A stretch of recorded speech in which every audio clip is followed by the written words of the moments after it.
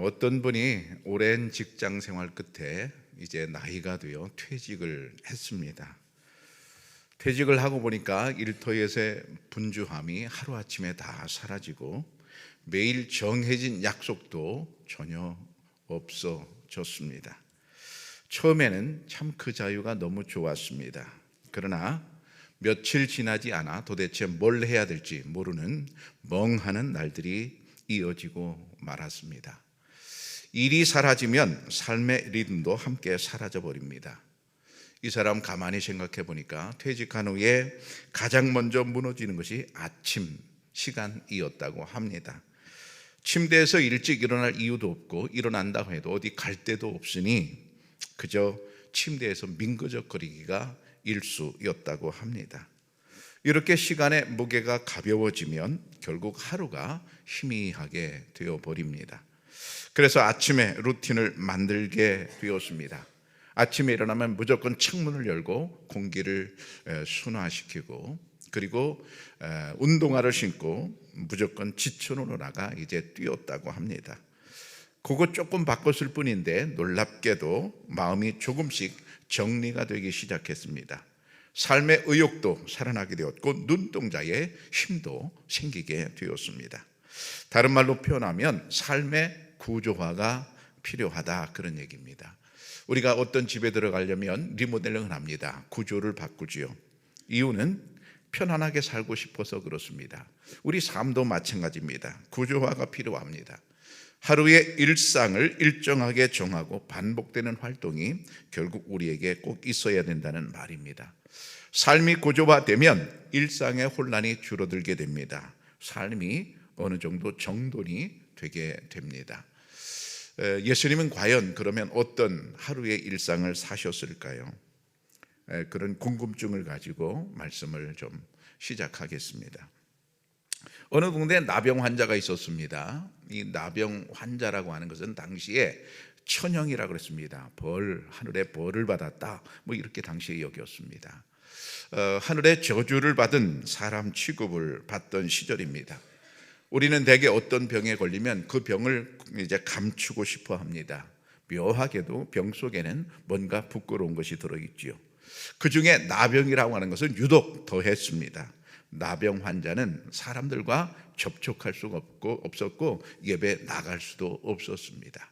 그러니까 나병 환자가 가장 가질 수 있는 한 가지 소원은 빨리 나병에서 낫는 겁니다. 해방되는 겁니다.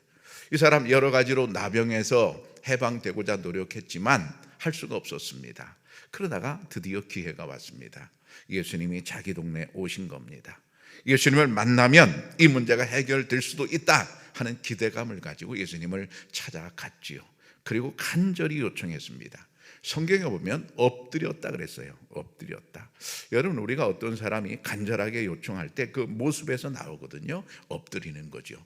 뻣뻣하게 나 고쳐주시오 이렇게 말하지 않습니다. 간절히 원하면 부드러워집니다. 예배도 마찬가지예요. 은혜를 받고자 간절히 원하면 그 태도가 부드러워집니다.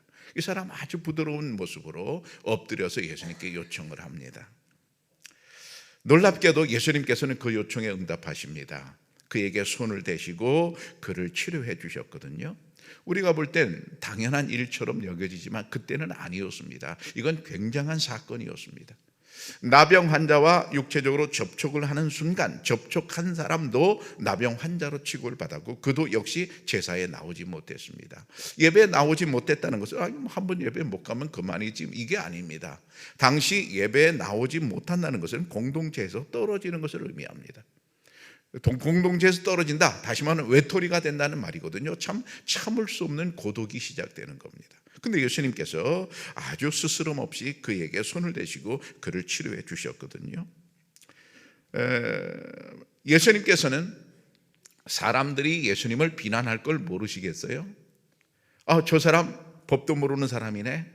저 사람 이상한 사람이네. 어떻게 나병 환자에게 접촉을 해? 저 사람 이상하네 하는 비난을 할 것입니다. 그런데 이 모든 비난을 다 예수님이 예상하면서도 그에게 손을 대시고 치료해 주셨어요.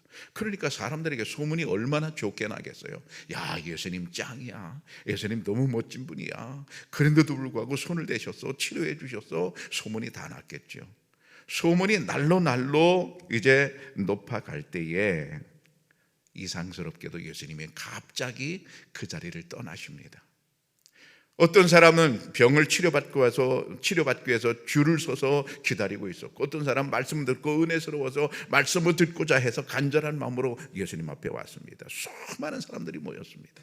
근데 갑자기 예수님이 그 자리를 피하시는 겁니다. 떠나시는 겁니다. 다시 말하면, 아주 강하게 말하면 외면입니다. 사람들을 외면하셨어요. 자, 외면이란 말은 마주치기를 꺼려 피하거나 얼굴을 돌리는 것을 외면이라고 하지요. 누군가 내 얼굴을 외면하면 기분이 썩 좋지 않습니다. 그런데 예수님께서 말씀에 줄인 군중들과 병을 고치고자 주님 앞에 나온 사람들을 아주 외면해 버리셨습니다. 외면하셨다는 것을 성경은 이렇게 기록하고 있어요. 16절에 보면 예수는 물러가사, 아주 점잖게 기록됐죠. 근데 정확히 기록하면 외면하신 겁니다. 자, 이렇게 사람들을 외면하고 보면 사람들이 뭐라고 하겠어요? 생각과 다르네? 소문과 다르네? 예수님의 사랑이 없네? 자비가 없네? 쌀쌀 맞네? 참 야박하네? 인정머리 없네? 별소리가 다 나올 수 있는 겁니다. 예수님은 이런 반응을 모르시고 외면하셨을까요? 그런 것을 아닐 것입니다. 예수님은 그들을 무시하고 외면하셨을까요? 그것도 아닐 것입니다. 예수님께서 그들이 싫어서 외면하셨을까요? 그것도 아닐 것입니다. 예수님 피곤하셔서 쉬려고 외면하셨을까요? 그것도 오늘 본문은 보면 아닙니다. 그렇다면 예수님은 그 많은 사람들을 왜 외면하셨을까요? 예수님께서 무슨 하실 일이 있으셨던 모양입니다. 바로 그것을 우리가 오늘 성경에서 찾을 수 있어요. 예수님께서 그들을 외면하고 무엇을 하셨는가, 그걸 보면 알 수 있거든요. 뭘 하셨다고 기록되어 있는가 하면 한적한 곳으로 가셔서 기도하셨다, 이렇게 되어 있습니다. 그 많은 사람들을 외면하고 한적한 곳으로 가서 기도하셨다 할 때 우리가 좀 이상하게 느끼는 게 있습니다. 아니, 꼭 지금 기도해야 돼? 이겁니다. 기도는 나중에 해도 되잖아. 사람들을 고쳐주고 그 다음에 시간이 날 때 저녁에 밤중에 해도 되잖아. 근데 꼭 지금 기도해야 돼? 이런 의문을 우리가 가질 수 있습니다. 많은 사람들이 기도하지 못하는 이유가 바로 여기 있습니다. 기도는 나중에 해도 된다고 생각하기 때문에 그렇습니다. 지금은 아니라고 생각하는 거예요. 지금은 더 바쁘고, 지금은 중요한 일이 있고, 지금은 할 일이 더 많은 거예요. 기도는 여유가 있을 때 나중에 해야 된다고 생각합니다. 기도는 시간이 될 때 하는 거지, 기도는 여유가 있을 때 하는 거지, 지금 하는 건 아니다. 이렇게 생각하고 있는 사람은 죄송하지만 평생 기도 못합니다. 기도할 수 있을까요? 평생 기도할 수 없습니다. 기도할 생각이 있다가도 금방 또 다른 일이 생겨납니다. 금방 할 일이 생겨납니다. 오늘 말씀을 듣고 맞아, 내일 새벽부터 내가 기도해야지 결심을 했습니다. 근데 막상 아침에 일어나려면 몸이 먼저 걱정돼. 왜 이렇게 오늘 피곤하지? 기도보다 더 중요한 일이 마음속에 갑자기 생각이 나는 거예요. 오늘은 몸을 추스려야 돼. 오늘은 참고 내일부터 가자. 그게 평생 가는 거죠. 예수님도 다음에 기도하면 되지 않습니까? 굳이 지금 사람들이 서서 기다리는데 왜 지금 꼭 기도하러 가셔야 됩니까? 왜 그러셨을까요? 그것이 예수님의 루틴이었다는 말입니다. 예수님이 하루의 시간 중에서 반드시 가져야 될 시간을 이제 정하셨는데 바로 그게 기도하는 시간이었습니다. 매일마다 하지 않으면 안 되는 일을 정해 놓으셨는데 그게 바로 기도하는 시간이었습니다. 예수님이 기도하시는 장소를 보면 한적한 곳이라고 그랬어요. 에레모스라고 하는데요, 광야라는 말입니다. 광야. 성경에 광야라는 말은 중요한 의미를 담고 있잖아요. 광야라는 말은 사람들을 거의 만날 수 없는 장소를 광야라고 합니다. 사람들을 거의 만날 수 없어요. 사람들과 거의 교류할 수 없어요. 그러면 나 혼자 있단 말입니다. 나 혼자 누구를 만나는 거예요? 하나님을 만나는 거예요. 하나님과 내가 1대1로 만날 수 있는 장소를 광야라고 말합니다. 이 말은 무슨 말입니까? 마음을 집중하여서 하나님과 교제하는 데만 전념하는 그런 시간이라는 말입니다. 예수님은 그런 시간을 갖고자 일부러 사람들을 외면하셨고 일도 외면하신 겁니다. 그리고 기도하러 가신 겁니다. 오늘 예수님이 기도하러 가시는 이 장면에서 우리는 몇 가지 중요한 기도에 관한 교훈을 받습니다. 첫 번째로 기도는 왜 중요한가? 기도는 인기로 인한 세속화에 빠지지 않게 합니다. 예수님은 지금 인기가 엄청납니다. 인기가 막 올라가요.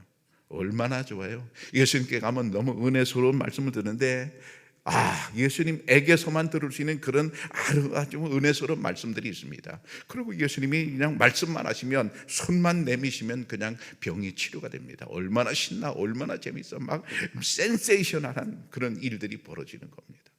그리고 예수님 인기가 날마다 올라가는 거예요. 게다가 예수님 고쳐주고 돈도 안 받아요. 진료비도 없어요. 약값도 없어요. 공짜예요. 얼마나 좋아. 약하니까 공짜야. 너무 좋아. 가자. 그래서 예수님의 인기는 날마다 올라갔습니다. 인기가 올라갔습니다. 여러분, 우리가 이 세상 살면서 대개는 인기를 잘 처리하지 못합니다. 인기는 사람을 우쭐대게 하고 사람을 교만하게 합니다. 조금 잘한다고 누가 몇 사람이 얘기하면 금방 우리는 우쭐대게 됩니다. 그러다가 배가 망신하게 되지요. 인기를 잘 처리해야 오래 갈 수 있습니다. 인기를 잘 처리하는 방법, 오늘 예수님에게서 배웁니다. 바로 기도인 것입니다. 하나님 앞에 나를 세워놓고 보면 내가 얼마나 작은 존재인지를 우리는 알게 돼요. 그러면서 교만을 내려놓게 되는 거죠. 예수님은 사람들을 외면하신 것이 아니었습니다. 알고 보니까 인기를 외면하신 것이었습니다. 14절에 보면 아무에게도 이르지 말고 그러셨습니다.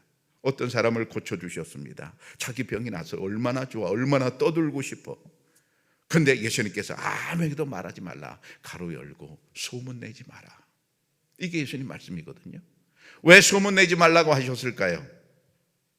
예수님은 인기를 조절하고 싶으셨습니다.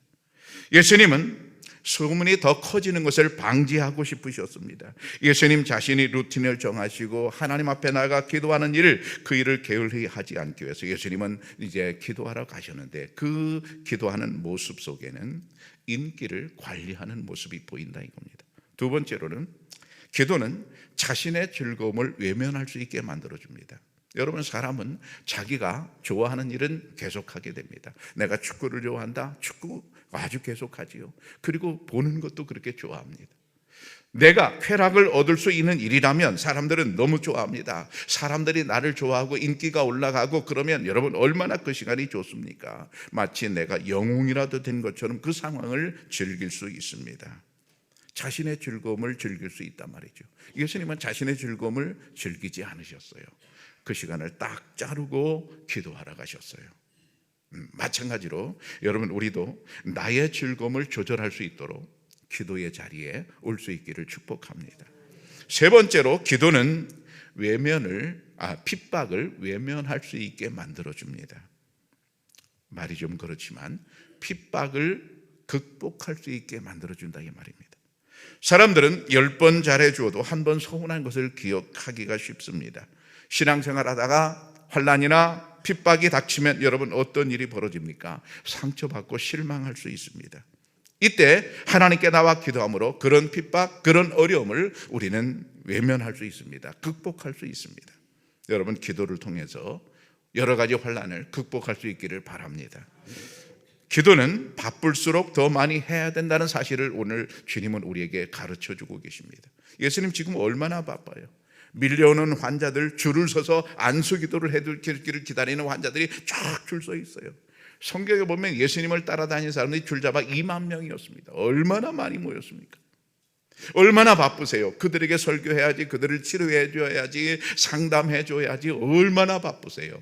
근데 바쁜 일을 딱 자르고 외면하고 기도의 자리로 가셨어요. 왜 그러셨어요? 여러분, 바쁠수록 더 기도해야 되는 것입니다.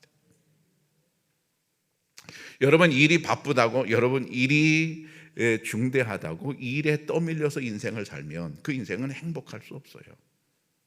어떤 사람이 그런 말 했습니다. 나는 오늘 너무 바빠. 그러니까 1시간 더 기도해야 돼. 이 사람은 매일 2시간씩 기도하는 사람이었습니다. 그런데 오늘은 일정이 너무 많다. 너무 많으니까 오늘 나는 3시간 기도해야 되겠다. 왜 그래야 됩니까? 일정이 많다는 일은 결정할 일이 많다는 거예요. 결정할 일이 많다는 것은 하나님의 은혜가 필요하다는 얘기예요. 그러니까 나는 더 기도해야 되겠다. 맞는 얘기죠. 여러분 바쁠수록 기도하시기를 축복합니다. 마지막으로 외면하지 않으면 기도할 수 없다는 교훈을 주십니다. 외면하지 않으면 기도할 수 없다. 한번 같이 해볼까요? 외면하지 않으면 기도할 수 없다. 내가 하는 일이든지 사람들이든지 어떤 모임이든지 내가 딱 잘라서 외면하지 않으면 기도 시간을 만들 수가 없습니다. 예수님은 사람들이 당신을 비난할 수도 있죠. 왜 저렇게 엉뚱하게 한참 일하다가 왜 갑자기 사라져? 왜 저 사람이 저렇게 쌀쌀맞아? 이런 이야기를 들을 수 있죠. 그러나 그런 이야기를 들을 수 있지만 주님께서는 그 모든 것을 다 잘라버리고 외면하시고 기도의 자리로 가셨습니다. 알고 보면 세상에서 중요한 일은 다 그렇게 이루어집니다. 어떤 과학자가 연구실에서 연구를 해요. 근데 딱 잘라버리지 않고 연구를 할 수가 없습니다. 사람들이 만나자고 하는 거 잘라야 되고 커피 먹자 하는 거 잘라야 되고 연구에 몰두해야 되거든요. 세상의 위대한 일은 그렇게 외면하고 몰두할 때 나타나는 것이죠.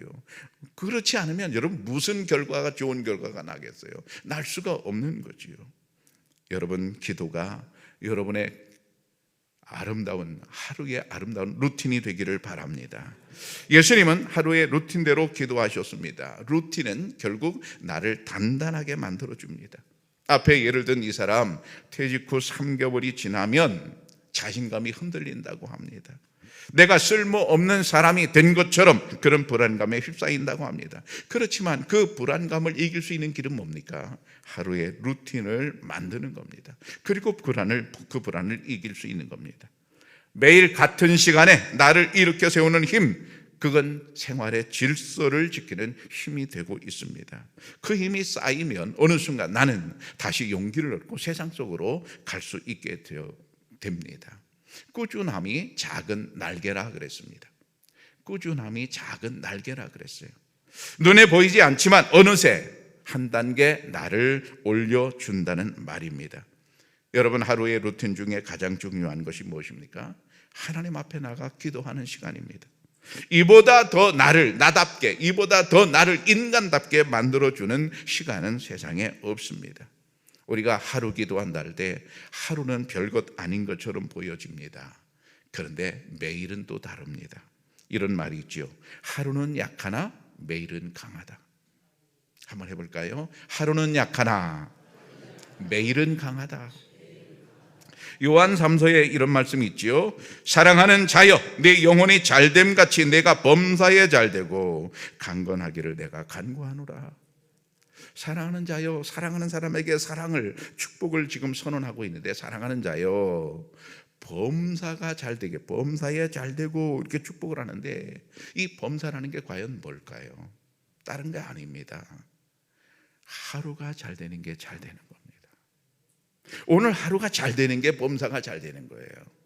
뭐 내가 어떤 일을 하면 그게 뻥뻥 터지고 잘 되고 대박이 나고 뭐 이게 범사에 잘 되는 게 아니고요. 오늘 하루가 내가 잘 사는 것, 그게 범사가 잘 되는 거거든요. 그러면 내 오늘 하루가 어떻게 잘 돼요? 좋은 루틴이 있어야 잘 되는 거죠. 아무렇게나 생각 없이 하루를 살아간다면 그 하루가 나에게는 범사가 잘못되는 길로 가버리는 거지요. 하루는 여러분 분명히 약합니다. 그러나 그것이 모인 매일매일은 매우 강합니다. 삶의 기적이라고 하는 것은 매일의 연습 속에 숨어 있는 법입니다. 여러분 기도가 여러분의 일상이 되기를 바랍니다.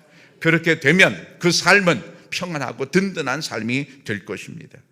그렇게 되면 또 인기나 사람들의 평가에 신경 쓰지 않게 됩니다. 사람들의 비난에도 흔들리지 않게 됩니다. 그래서 주님은 사람들을 딱 외면하고 억지로 기도하러 가신 겁니다. 사람들을 외면하셨던 주님이 그러면 영원히 사람들을 외면하셨나요? 아닙니다. 그 다음 구절 17절 이하에 보니까 중풍병자를 곧바로 또 치료해 주시는 장면이 나와요.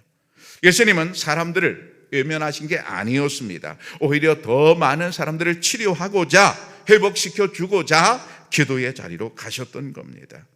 예수님이 나중에 보니까 엄청난 능력을 행하시거든요. 하나님의 아들이니까 당연하지요, 이렇게 생각하면 안 되거든요. 하나님께 기도함으로 하나님의 능력을 덧입어서 예수님은 엄청난 일을 행하셨거든요. 그 한 장면을 보겠습니다. 마가복음 9장 18절에 귀신이 어디서든지 그를 잡으면 거꾸러져 거품을 흘리며 이를 갈며 그리고 파리해지는지라. 내가 선생님의 제자들에게 내쫓아 달라 하였으나 그들이 능히 하지 못하다이다. 어떤 사람이 귀신 들렸어요. 부탁을 합니다. 제발 내 아이를 좀 고쳐주시오. 귀신 들려서 이상한 행동을 하는 겁니다. 예수님의 제자들에게 부탁하니까 제자들이 열심히 안수기도를 했죠. 아마 돌아가면서 했을 수 있게 했겠죠. 베드로도 해보고 요한도 해보고 해봤겠죠. 근데 아무리 기도해도 낫지를 않는 겁니다. 귀신을 쫓아내지 못하는 겁니다. 그 다음 구절을 보면 25절에 예수께서 무리가 달려와 모이는 것을 보시고 그 더러운 귀신을 꾸짖어 이르시되 말 못하고 못 듣는 귀신아, 내가 내게 명하노니 그 아이에게서 나오고 다시 들어가지 말라 명령을 하십니다. 아이를 이제 보시고 예수님께서 귀신에게 명령합니다. 더러운 귀신아 물러가라 명령하시니까 귀신이 딱 물러갔어요. 물러간 후에 이렇게 돼 있어요. 9장 26절에 보면 귀신이 소리 지르며 아이로 심히 경련을 일으키게 하고 나가니 그 아이가 죽은 것 같이 되어 많은 사람이 말하기를 죽었다나 예수께서 그 손을 잡아 일으키시니 이에 일어서니라. 귀신이 딱 나가고 나니까 마치 풍선이 꺼지는 것처럼 아이가 푹 꺼져서 쓰러졌습니다. 저는 이런 장면을 어릴 때부터 봤어요. 제가 두 번째 다니던 감리교회에 전도사님이 아주 이런 능력이 엄청나게 많은 하나님의 능력을 받은 분이었어요. 지금 돌아가셨는데 우리가 모여서 귀신 들린 사람을 가운데 놓고 찬송하고 기도하고 이런 일이 수없이 많았어요. 어릴 때부터 이제 하나님이 저에게 보여주신 건데 귀신 들리니까 막 힘이 얼마나 센지 몰라요. 눈빛이 막 파란빛이 팍팍 나고요. 얼마나 무서운지 몰라요. 귀신 들린 사람 눈 잘 떠야 됩니다.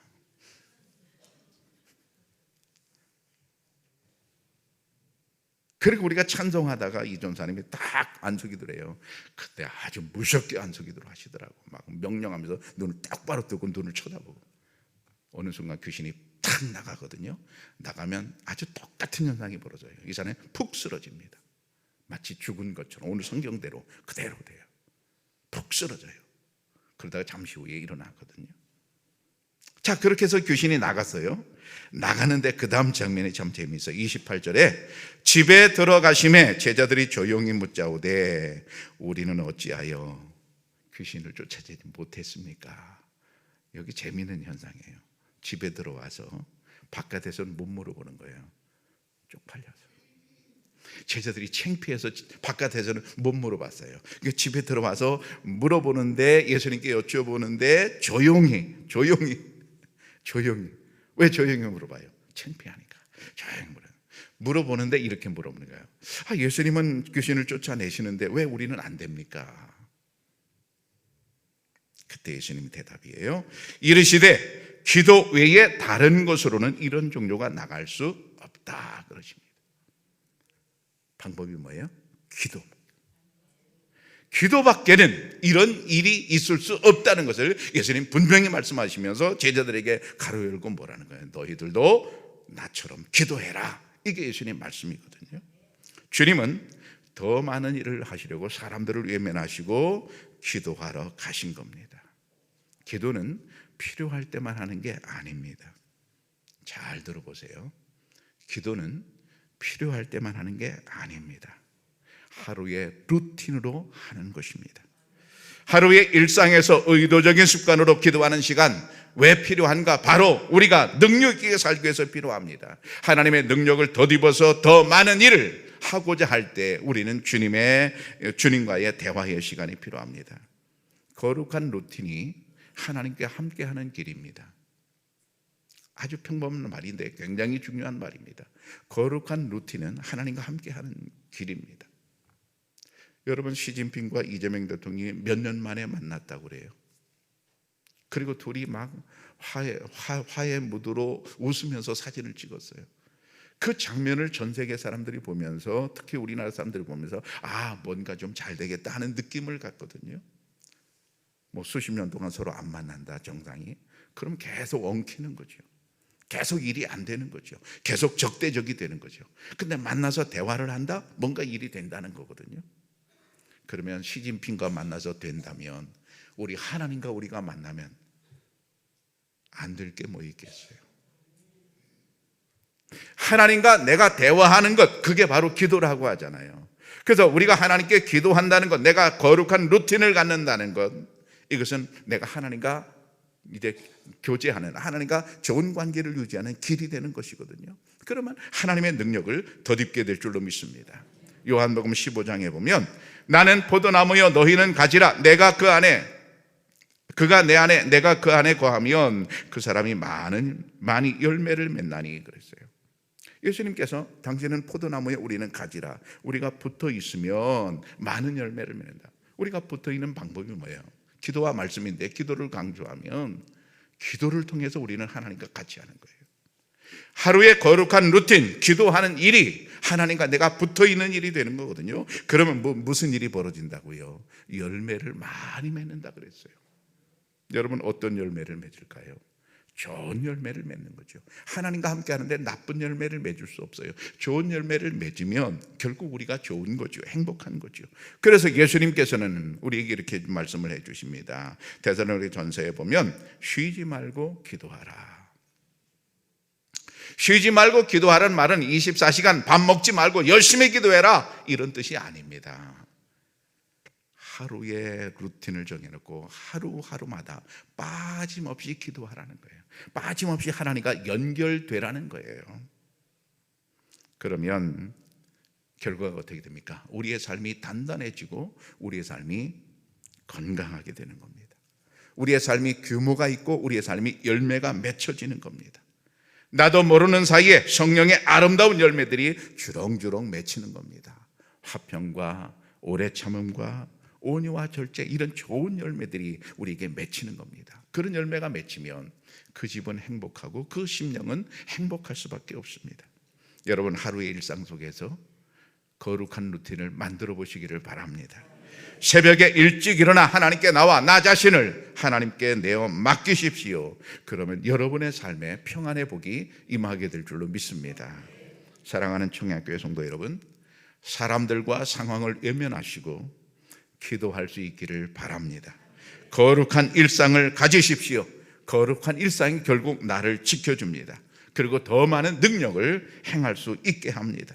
하나님 안에 거하는 거룩한 일상이 매우 중요합니다. 지금보다 더 많은 성령의 열매를 거두고 복되게 살기를 간절히 원합니다.